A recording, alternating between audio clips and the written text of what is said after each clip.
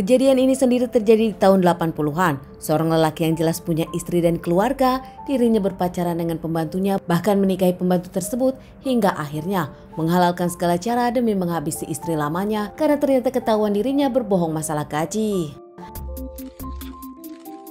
Kasus yang akan saya bawakan hari ini adalah kasus dari tahun 80-an. Kasus ini cukup lama, namun saat itu menggemparkan Jakarta. Sepasang suami istri bernama Pak Agus dan Bu Diah tinggal di Percetakan Negara Jakarta Pusat. Pak Agus sendiri berasal dari Cirebon yang kuliah di IKIP Jakarta. Saat itu Pak Agus mengambil jurusan fisika, dirinya pun lulus. Pasca lulus Pak Agus pun menjadi guru fisika. Pak Agus menjadi guru di salah satu SMU Muhammadiyah Kemayoran hingga akhirnya berkat kerja kerasnya Pak Agus menjadi kepala sekolah. Sementara sang istri Bu Diah berasal dari kota Bandung, lulusan guru TK dan mengajar di TK. Usai keduanya berpacaran jarak jauh hingga akhirnya Pak Agus dengan sang istri pun menikah. Setelah Pak Agus dengan Bu Diah menikah, Bu Diah pun pindah ke Jakarta dan tinggal bersama Pak Agus di salah satu rumah di Jakarta Pusat. Di zaman itu di tahun 80-an pernikahan Pak Agus dengan Bu Diah pun digelar secara meriah. Keduanya sudah bekerja, bahkan kedua keluarga pun menyetujui pernikahan mereka hingga akhirnya pernikahan mereka pun digelar besar-besaran. Tinggal di salah satu kontrakan Jakarta Pusat bertepatan dengan TK Bu Diah mengajar. Saat itu rumah tangga Bu Diah dengan Pak Agus dihormati banyak orang, bahkan banyak yang iri dengan kemesraan mereka. Perjalannya rumah tangga Bu Diah dengan Pak Agus akhirnya mereka pun dikaruniai 3 orang anak. Pak Agus yang berprofesi sebagai seorang guru dan kini menjadi kepala sekolah dikenal sebagai guru yang tegas, bahkan dikenal sebagai guru yang galak. Dirinya pun disiplin, tak pernah ada kebijaksanaan dari Pak Agus. Namun nampaknya berbeda dengan Pak Agus yang di rumah. Pak Agus mengalah kepada istrinya. Dapat istri yang dominan, Pak Agus mengerjakan semua pekerjaan rumah termasuk menolong anak-anak saat Pak Agus pulang kerja. Rumah tangga yang selalu dinilai orang-orang romantis, rumah tangga yang selalu bekerja satu sama lain, namun ternyata di belakang siapapun mereka kerap cekcok. Cekcok mereka pun di belakang anak-anak dan tetangga tak boleh yang tahu. Rumah tangga Pak Agus dengan Bu Diah tak semesra yang dipikirkan orang lain. Bu Diah sendiri merasa Pak Agus selalu kurang di matanya. Sudah mengerjakan pekerjaan rumah, sudah bekerja, namun tetap di mata Bu Diah selalu salah. Pak Agus sendiri ternyata sudah pernah bicarakan kalau dirinya tak kuat berumah tangga dengan Bu Diah. Saat itu Pak Agus bahkan meminta cerai, namun Bu Diah mengancam Bu Diah akan mengakhiri hidup kalau bercerai dengan Pak Agus. Namun belakangan kehidupan Pak Agus pun berubah. Kehidupan Pak Agus makin berwarna. Pak Agus bahkan kini lebih senang dirinya di rumah usai pulang bekerja. Ternyata bukan tanpa alasan. Saat itu Bu Diah membawa seorang ke rumahnya dari kampungnya.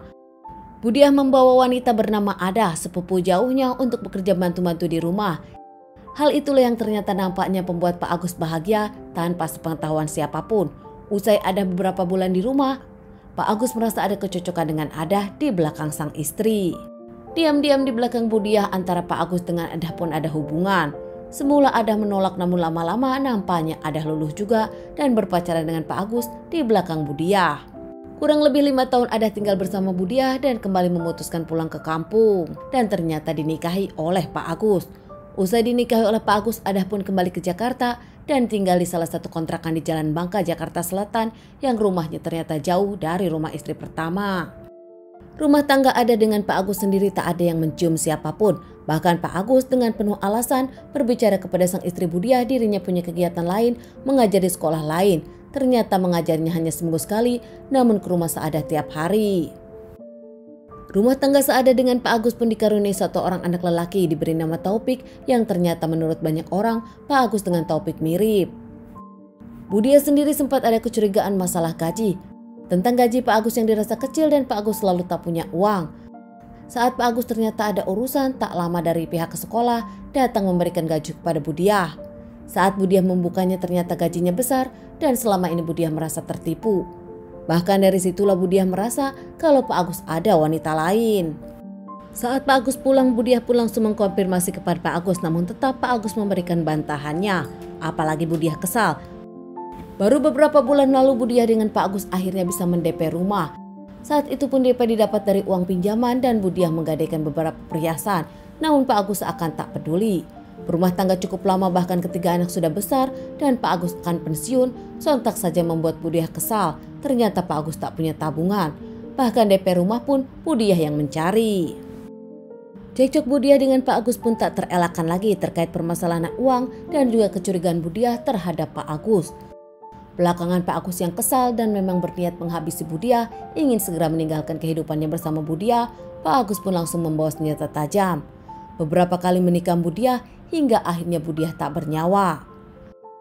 Panik saat tahu sang istri sudah tak bernyawa dan takut ketahuan ketiga anaknya, Pak Agus pun langsung ingin membuang Budiah. Bingung cara membuangnya, Pak Agus pun akhirnya lebih memilih memutih sang istri dan memasukkannya ke beberapa plastik. Membereskan rumah dari semua kotoran, dirinya pun akhirnya membuang sang istri beberapa kali di beberapa tempat tanpa siapapun tahu. Saat pulang ke rumah, Pak Agus pun ditanyakan oleh anak-anak kemana Budiah pergi, namun Pak Agus mengaku tak tahu. Hingga akhirnya, keesokan harinya Budiah tetap tak pulang, Pak Agus meminta anak-anak untuk mencari dan Pak Agus pun akan melaporkan kepada pihak yang berwajib. Namun beberapa hari kemudian tanpa Pak Agus tahu, seseorang menemukan bungkusan jasad dari Budiah dan langsung dilaporkan ke polisi. Pihak kepolisian pun menyelidiki kasus ini dan membawa korban muti tersebut ke rumah sakit untuk diidentifikasi dan olah TKP. Pihak kepolisian pun mencari berita-berita orang hilang termasuk salah satunya keluarga Pak Agus. Saat anak-anak yakin kalau itu adalah ibunya Budiah, namun Pak Agus dengan ngototnya membantah itu Budiah. Hingga akhirnya dengan kecocokan foto dan ciri-ciri disebutkan kalau itu memang Budiah dan anak-anak pun yakin. Usai pihak kepolisian mengungkapkan kalau ini adalah Budiah, Pak Agus pun langsung histeris dan merasa sedih kehilangan. Namun tak lama saat pihak kepolisian menyelidiki kasus ini, Pak Agus pun menghilang. Kecurigaan pihak kepolisian kepada Pak Agus pun makin jelas setelah diketahui ternyata Pak Agus punya istri lain yang ternyata saudaranya Budiah sendiri. Pihak yang berwajib pun melakukan pengejaran kepada Pak Agus yang ternyata kabur ke kampung istrinya. Pak Agus pun pergi ke kota Garut ditemani istri keduanya Ada. Di sana Pak Agus pun bersembunyi, namun tak lama pihak kepolisian berhasil mengamankan Pak Agus. Ketiga anak Pak Agus kaget dan tak menyangka, bahkan kini tak mau memaafkan sang ayah. Sementara Pak Agus sendiri diamankan dan menjalani beberapa kali persidangan hingga akhirnya divonis hukmat.